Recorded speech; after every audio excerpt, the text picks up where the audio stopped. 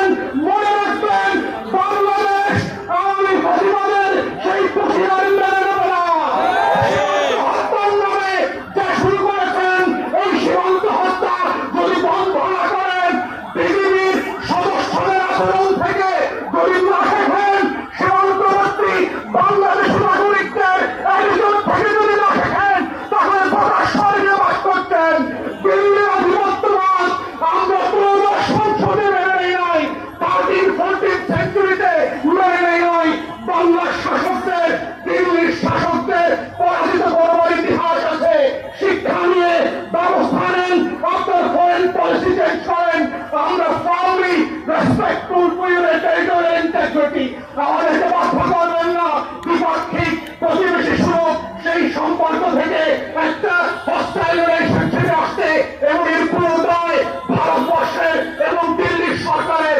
বাংলাদেশ সরকারকে বলবো চোখে চোখ রেখে কথা বলেন। বাংলাদেশ এক নতুন সীমান্ত প্রহরী জাতি আকারে আবির্ভূত হয়েছে।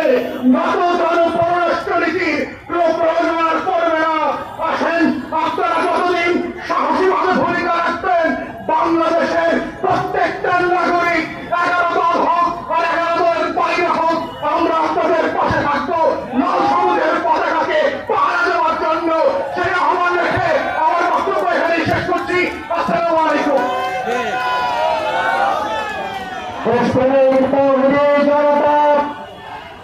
ভারতীয় আগ্রাসন বিরোধী আজকে এই সমাবেশে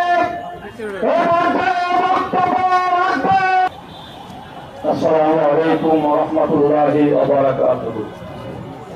উপস্থিত আজকের সমাবেশের সংগ্রামী সভাপতি, প্রধান অতিথি, জাতীয় নেতৃবৃন্দ, সাংবাদিক ভাইয়েরা, আমার সামনে উপস্থিত আমাদের 11 দলের নেতাকর্মী ভাইয়েরা, আজকে আমাদের দেশের সীমান্ত অরক্ষিত।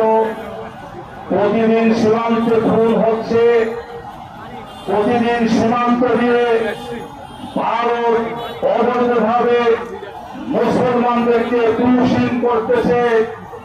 এই সকল বিষয় নিয়ে আমরা 11 দল এবং দেশের জনগণ আর উদ্বিগ্ন, কিন্তু আমাদের সরকার উদ্বিগ্ন নয়।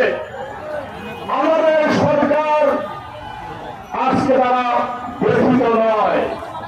আমাদের স্বরাষ্ট্র মন্ত্রী বলে এই সীমান্ত হত্যা নাকি বর্ডার কিলিং না। আমি জানতে চাই আর কত সীমান্ত হত্যা করা হলে তাকে বর্ডার কিলিং বলা হবে আমরা জানতে চাই।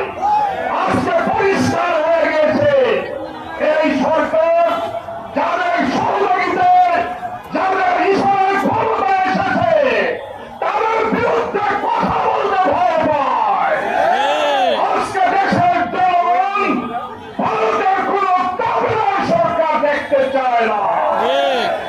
আজকে আমি সমাবেশ থেকে আমার বিজেপির সদস্যদেরকে এবং সীমান্ত এলাকার জনগণকে ধন্যবাদ জানাই, যারা রাত্র জেগে আমার সীমান্ত পাহাড় করছে এবং ভারতের অবৈধ দূষিতকে ফাঁকিরা দিচ্ছে।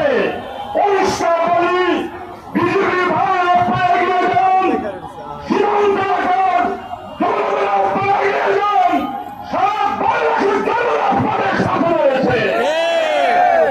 সর্বশেষ কথা হলো, গতকালকে দেখলাম সংসদে বিএনপির একজন এমপি, একজন মুরব্বী, দাড়ি টুপিওয়ালা মানুষ, তাকে আমি সম্মান করি।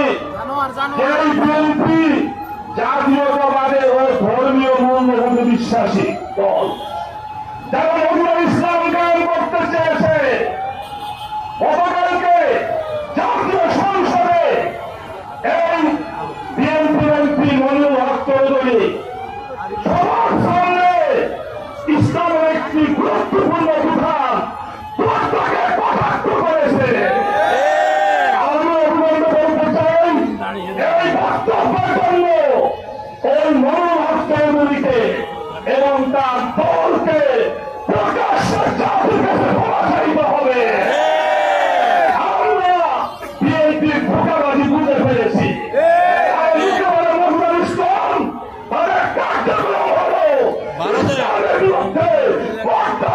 হয়েছে।